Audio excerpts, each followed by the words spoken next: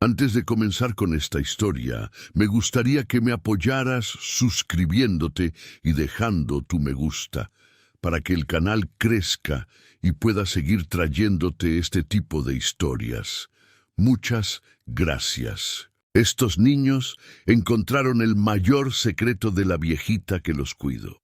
Nadie en Ravenhill hablaba de milagros, y mucho menos en el orfanato St. Aurelian, un edificio viejo de ladrillos grises donde el invierno parecía quedarse a vivir incluso en verano. Allí, entre pasillos que olían a jabón barato y sopa recalentada, 3 niños aprendieron demasiado pronto que el mundo no siempre cumple promesas. El mayor se llamaba Ethan Cole, tenía 12 años y llevaba la responsabilidad como otros llevan una mochila rota. Junto a él estaban Lucas Meyer, 2 años menor, callado y observador, y Amelia Brooks, la más pequeña, con 9 años y una forma extraña de sonreír incluso cuando todo dolía. Para ellos, el orfanato no era un hogar, era una espera interminable, hasta que estaba ella. La llamaban simplemente Madre. Nadie recordaba su nombre real. Algunos decían que se llamaba Margaret, otros juraban haber escuchado Evelyn en algún documento viejo. Pero para los niños no hacía falta un nombre. Era la única que se arrodillaba a su altura, la que les arreglaba los zapatos con hilo y paciencia, la que inventaba cumpleaños cuando nadie venía a celebrarlos. Madre tenía las manos arrugadas y la espalda encorvada, pero una voz firme, serena. Cuando un niño no era adoptado y veía cómo otro se iba con una familia nueva, ella era la que se sentaba a su lado en la noche, sin decir mucho, solo estando ahí. No todos los trenes llegan a tiempo, decía, pero todos llegan a alguna parte. Ethan la escuchaba desde la cama, fingiendo dormir. Lucas se quedaba despierto mirando el techo. Amelia se aferraba a la manga de su suéter, y así, noche tras noche, Madre los mantenía juntos, incluso cuando todo parecía empeñado en separarlos. Pero el tiempo no perdona ni siquiera a los corazones buenos. Una mañana fría de octubre, Madre no bajó a servir el desayuno. Los otros cuidadores se miraron entre ellos con una incomodidad que los niños no supieron leer hasta que fue demasiado tarde. El director del orfanato, Mr. Harold Whitman, pidió que todos regresaran a sus habitaciones. Ethan supo que algo estaba mal cuando vio la puerta del cuarto de Madre cerrada y 2 ambulancias afuera. Murió esa misma tarde, sin despedidas, sin últimas palabras frente a ellos, solo un silencio pesado que cayó sobre el orfanato como una condena. Después de su muerte, el St. Aurelian cambió. Los cuidadores ya no tenían paciencia. Los niños mayores comenzaron a imponer reglas propias. Los golpes accidentales se volvieron frecuentes. Y los 3, que antes tenían a alguien que los defendía, quedaron completamente solos. O eso creyeron. 3 días después del funeral, uno sencillo, sin flores suficientes, Ethan encontró algo extraño debajo de su almohada. Un papel doblado, amarillento, con la letra temblorosa que reconocería incluso con los ojos cerrados. Era de Madre. Al final del orfanato, enterrado en el lugar menos inimaginable, encontrarán algo muy valioso para mí. Por favor, búsquenlo. Nada más, no explicaciones, no fechas, no nombres, solo esa frase y una promesa implícita. Ethan no dijo nada ese día. Guardó el papel como si fuera un secreto peligroso, pero esa noche, cuando Lucas fingía leer y Amelia abrazaba su muñeca rota, lo sacó. «Es de ella», susurró. Los 3 se miraron. Por primera vez desde su muerte, algo parecido a la esperanza respiró con ellos en esa habitación pequeña. No sabían qué buscaban, no sabían dónde exactamente. Solo sabían que Madre nunca hablaba en vano. Y así comenzó todo. Durante los meses siguientes, los 3 exploraron rincones olvidados del orfanato, detrás de la lavandería, bajo las escaleras oxidadas, cerca del viejo cobertizo. Cada intento traía castigos. Cada rasguño levantado del suelo, más sospechas. Los otros niños se burlaban, los cuidadores gritaban, pero Ethan insistía. Si ella nos dejó una pista, repetía, es porque quería que la encontráramos. El orfanato se convirtió en un campo de batalla silencioso entre la memoria de una anciana y la indiferencia del mundo. Y sin saberlo aún, los tres estaban a punto de desenterrar algo que cambiaría sus vidas para siempre, y que revelaría una verdad capaz de romperlos o salvarlos. Eso dependería de lo que hicieran después. Aquí comienza su historia. En el orfanato Sant Aurelian, los días dejaron de distinguirse unos de otros. Las paredes siguieron descascarándose. Los inviernos se volvieron más largos y la ausencia de madre se transformó en una herida constante que nadie quiso cerrar. Ethan Cole cumplió 13, luego 14. Su cuerpo creció, pero su infancia se quedó enterrada en algún rincón del orfanato, junto con aquella pista escrita con manos temblorosas. Lucas Meyer se volvió más silencioso, más afilado en su forma de observar a los demás. Amelia Brooks, en cambio, perdió poco a poco esa sonrisa extraña que antes sobrevivía a todo. Lo único que no cambió fue la promesa. Buscaron de noche, siempre de noche. Cuando los otros dormían y el silencio parecía protegerlos, salían con cucharas robadas del comedor, con clavos oxidados, con las manos desnudas. Cavaron bajo árboles secos, levantaron baldosas sueltas, movieron piedras que llevaban años sin tocarse. Nunca era suficiente. Cada intento fallido traía consecuencias. ¿Qué creen que están haciendo?, gritaban los cuidadores cuando descubrían el desorden. Castigos sin cena, castigos sin recreo, a veces golpes disfrazados de disciplina. Ethan recibió el primero por destruir propiedad del orfanato. No lloró, apretó los dientes, porque en su cabeza la voz de madre seguía viva, clara. No todos los trenes llegan a tiempo. Hubo noches en las que Lucas quiso rendirse. Tal vez no hay nada, susurró una vez, sentado en el suelo frío del dormitorio. Tal vez solo quería que creyéramos. Ethan lo miró con rabia contenida. Ella nunca nos mentía. Amelia no decía nada. Solo apretaba el papel doblado, ya casi deshecho por los años, como si fuera una reliquia. Pasaron 2 años. El orfanato se volvió más hostil. Nuevos niños llegaron, otros se fueron, ninguno de ellos fue adoptado. Para el sistema ya eran demasiado grandes. Para la ciudad de Northbridge eran invisibles. Y fue precisamente en uno de esos días grises, cuando todo parecía perdido, que Ethan notó algo diferente. El muro más lejano del orfanato, aquel que daba a un terreno baldío lleno de maleza, tenía una zona que nadie tocaba.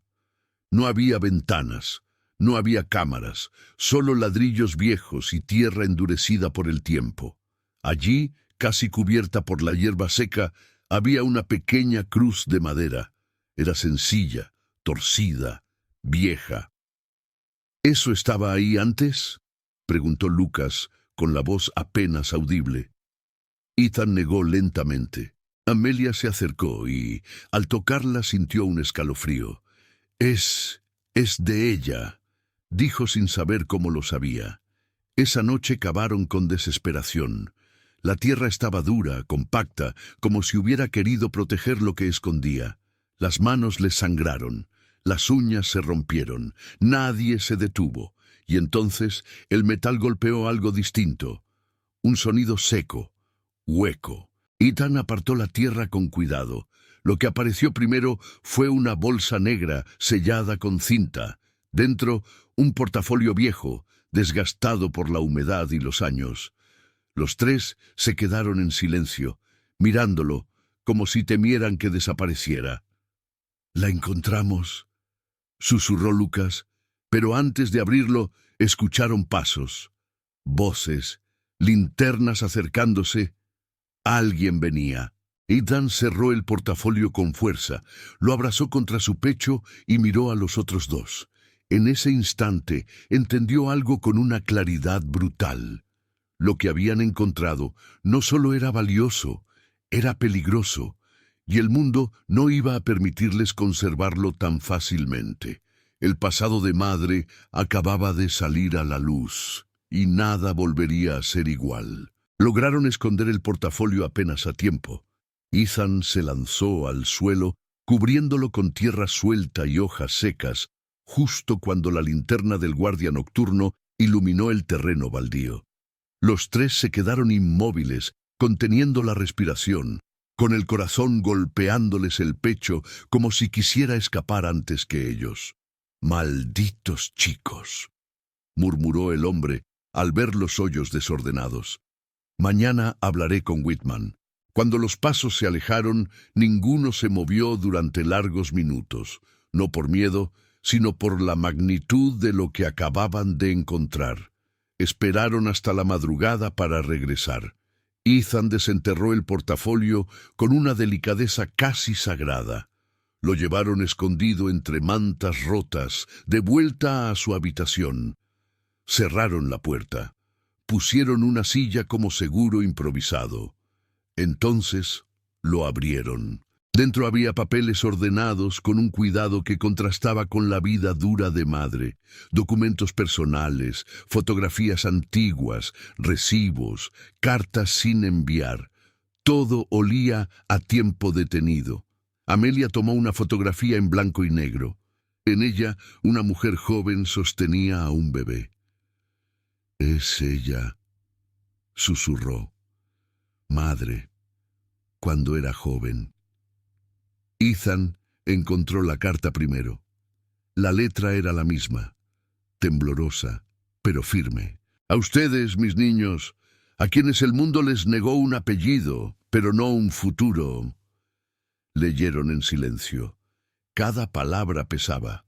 Madre decía que los había amado como a sus propios nietos, que no provenían de familias importantes, que buscar su pasado solo les traería más heridas, que el verdadero legado no estaba en la sangre, sino en lo que uno decidía construir. Les pedía algo más, que fueran mejores que quienes los abandonaron, que no repitieran errores, que aspiraran a ser hombres y mujeres de bien, incluso empresarios, líderes, personas que demostraran que el origen no define el destino. Lucas dejó escapar una risa ahogada, incrédula. «¿Empresarios?», susurró. «No tenemos nada». Ethan apretó la hoja. «Tenemos esto». La carta continuaba. Madre confesaba por qué había decidido trabajar en el orfanato. Años atrás, su hijo menor había muerto de forma trágica. No entraba en detalles, pero el dolor se filtraba entre líneas. Cuidar niños abandonados fue su forma de no volverse piedra, de seguir respirando. Amelia lloraba en silencio cuando terminaron de leer, pero aún quedaba más. El segundo documento era un acta de nacimiento. Nombre: Claire Whitmore. Madre: Margaret Whitmore. «Tiene una hija», dijo Lucas con la voz quebrada. Junto al acta había otra carta, distinta, más amarga. Madre explicaba que su hija nunca aceptó su decisión de trabajar en el orfanato, que se fue joven, llena de rencor, que jamás volvió, que jamás preguntó por ella. No porque no pudiera, sino porque no quiso. La última hoja era un testamento. Todo lo que madre había logrado ahorrar en su vida, una pequeña casa, cuentas modestas, algunos bienes, estaba repartido en 4 partes iguales, para su hija y para ellos 3. El silencio se volvió insoportable. «Esto cambia todo», dijo Lucas con miedo. Ethan entendió lo que venía. El orfanato, Whitman, las autoridades. Si alguien descubría esos documentos, no les quedaría nada. «Tenemos que irnos», dijo finalmente. «Ahora». No fue una huida impulsiva, fue una decisión nacida de la supervivencia. Esa misma noche empacaron lo poco que tenían. Dejaron atrás camas, paredes, castigos, recuerdos. Dejaron atrás su infancia. Usaron los pocos datos de la carta para investigar a Claire Whitmore. Les tomó semanas, dormir en estaciones, trabajos ocasionales, hambre, miedo, hasta que la encontraron. Vivía en Eldenport, una ciudad más grande, más viva, en un edificio sencillo. Tenía 34 años, un trabajo estable, una vida que parecía completa, pero que no lo estaba. Cuando tocaron la puerta, Claire los miró con desconfianza. «¿Sí?» Ethan habló por los tres. «Venimos por su madre». El rostro de Claire se tensó, iba a cerrar. Entonces Amelia dio un paso al frente. «Ella nunca dejó de amarla», dijo, con una voz que no tembló. «Aunque no hablara de usted, la llevaba en el corazón todos los días». Las palabras atravesaron a Claire como un golpe. Dentro, sentados alrededor de una mesa pequeña, le contaron todo. Cómo madre los cuidó, cómo los defendió, cómo los salvó cuando nadie más quiso hacerlo. Claire rompió a llorar. No era solo culpa, era comprensión tardía. «Perdí a una madre», dijo entre sollozos. «No», respondió Ethan.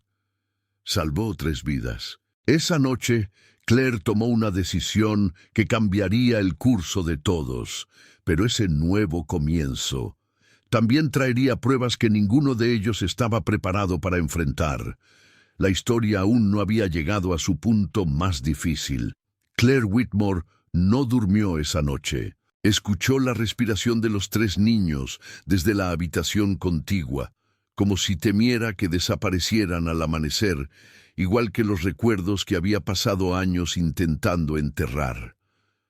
En su mente, la imagen de su madre para ellos, se mezclaba con culpas viejas, con discusiones nunca cerradas, con palabras que jamás se dijeron. A la mañana siguiente, tomó una decisión silenciosa pero firme. «Se quedan conmigo», dijo sin dramatismo. «No por el testamento, por ella y por ustedes». No fue fácil. Claire no era rica. Vivía con lo justo. Trabajaba en el área administrativa de Hawthorne Logistics, una empresa mediana de Eldenport. Adaptar su vida para 3 adolescentes marcados por el abandono implicó sacrificios reales. Jornadas más largas, noches sin descanso, aprender a ser madre sin manual. Ethan chocaba constantemente con la autoridad.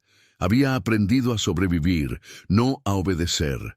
Lucas desconfiaba de todo, incluso de los gestos amables. Amelia despertaba gritando algunas noches, reviviendo castigos que nadie más vio. Claire se equivocó muchas veces, gritó cuando no debía, dudó. Pensó en rendirse, pero no lo hizo. Los inscribió en la Eldenport Community School, una institución pública con más problemas que recursos.